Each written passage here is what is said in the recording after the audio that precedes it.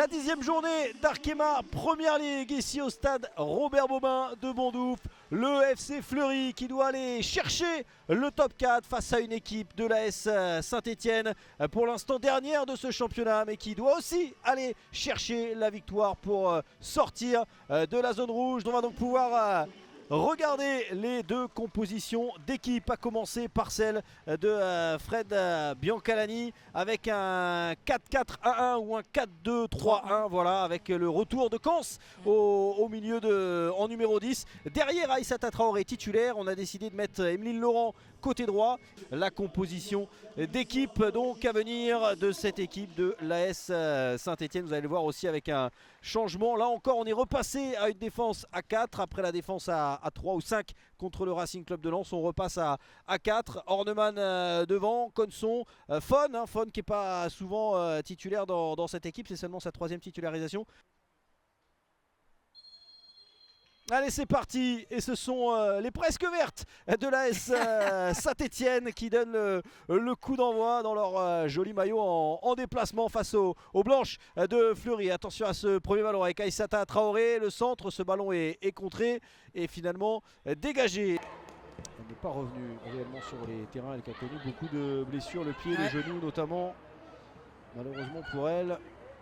Elle doit sûrement avoir énormément de foot. Attention, ouais, c'est bien fait là, elle va vite, Horneman, elle va vite, Horneman, elle va rentrer dans la surface de réparation, la frappe. Oh, ça frôle le montant de Constance Picot, la plus belle action de ce match pour Sophie Horneman, la danoise, qui a failli le petit pont François, regarde. Oh là là là là, regarde ce bonbon, le petit pont derrière. Il est touché le ballon. Et oui, Constance Picot qui met ce ballon en corner, on ne l'avait pas vu en direct, mais l'arrêt, c'est un arrêt de Constance Picot parce que ce ballon allait dans le petit filet. Ah, il allait dedans tout droit, là, petit filet.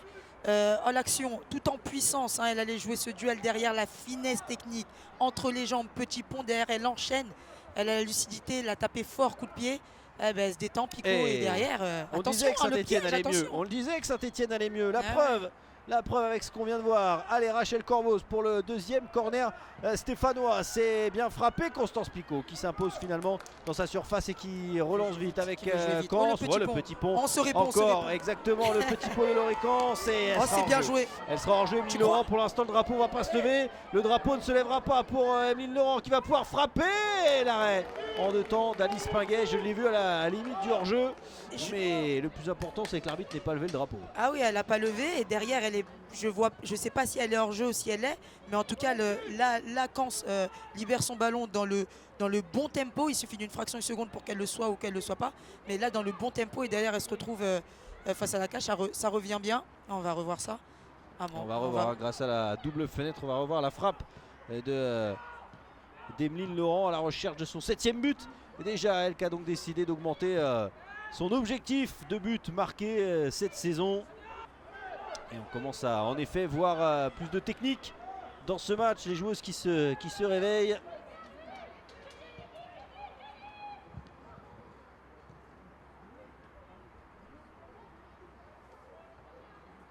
Ça sera... Oh non, ça va passer, ouais, ça va passer. Les Stéphanoises qui se sont regardées avec le bon relais pour Morgane Martin. C'est la parade de Pinguet. Elles n'ont pas le droit d'être attentistes comme ça, juste aux abords de la surface, dans l'axe comme ça, elles n'ont pas le droit. C'est une des deux qui sort, soit Cambo, soit Fon, pardon, mais une des deux. Mais là, la passe, c'est trop facile. Ces petits détails-là qui font la différence, à faire attention. La remise en jeu pour Fleury. Attention, ballon encore récupéré avec Fon. Le décalage pour Corboz. Et les Stéphanoises qui se découvrent un petit peu avec Conson. Allez, qui va essayer d'aller défier Conson, aller rentrer dans la surface de réparation. La frappe à ras de terre sans problème pour Constance Picot. Comiti, voilà, c'est ce genre de passe qu'il ne faut pas trouver. Dans les lignes, entre les lignes, pardon, avec Lena Gutsch qu'on n'a pas encore beaucoup vu offensivement. Lena Gutsch, elle va réussir à déborder, elle va réussir à centrer.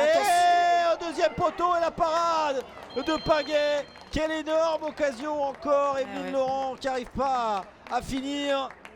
Mais c'est trop facile. Lorsqu'elles prennent le temps, les joueuses de Fleury, elles réussissent à trouver l'intervalle axial comme ça. Et derrière le décalage et le centre, le décalage sur Gutsch côté droit et le centre derrière, c'est une action école de foot.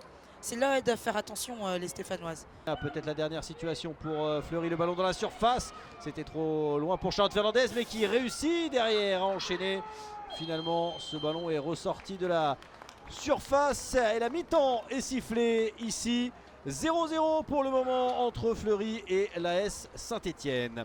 Avec son équipe universitaire, et la voilà désormais en Arkema Première Ligue. Déborah bien aimée. Des Stéphanoises plus agressifs qui récupèrent plus de ballons. Plus agressif, Ah oui. ouais. Et regarde là, et regardez là, et regardez là. Il n'y a pas de faute. Orneman, il n'y a pas de faute. Elle va devoir attendre du soutien. Orneman, pour l'instant, elle préfère y aller seule. Elle fait la différence. La Danoise dans la surface. La frappe d'Orneman. Et Constance Picot pour repousser ce ballon. Et Romanelli intelligemment qui le laisse sortir pour obtenir la touche. Elle fait bonne impression, hein, Orneman là. La puissance de la frappe sans élan comme ça. Je pensais qu'elle s'était excentrée derrière là, le petit flip-flap à la Drogba. Elle enchaîne, elle est contrée. Elle est contrée, je pense bien. Wilson le dégage très loin pour éloigner le danger qui va peut-être vite revenir avec Kamchik pour retrouver Jorena. Elena Kamchik qui n'est plus titulaire, mais elle qui n'a jamais manqué un match depuis 4 ans. Attention à ce centre, Alice Pinguet qui va capter ce ballon alors que Ikram Sidi Moussa va faire sa rentrée. Forcément, Sophie Orneman là qui a peut-être plus les cannes pour prendre ce ballon et partir au but. Et Gutsch avec Cometti.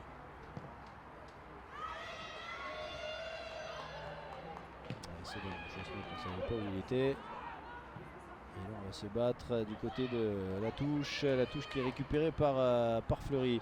Avec Lorican, soit qui a joué de son corps, le ballon toujours, attention il y a peut-être une faute sur la Stéphanoise à l'entrée de la surface, la frappe est belle de la part de Monique Goc, mais ça passe largement au-dessus du but. Et encore une fois Romanelli qui s'impose, on est 7 minutes de temps additionnel. Morgan Martins pour la dernière possibilité avec Sidi Moussa, pas de faute sur la joueuse Floria Cumoise. On en reste à 0-0 entre Fleury et Saint-Étienne. Pas de but, pas de vainqueur. 0-0 entre Fleury et Saint-Étienne pour cette 10e journée d'Arkema Première Ligue.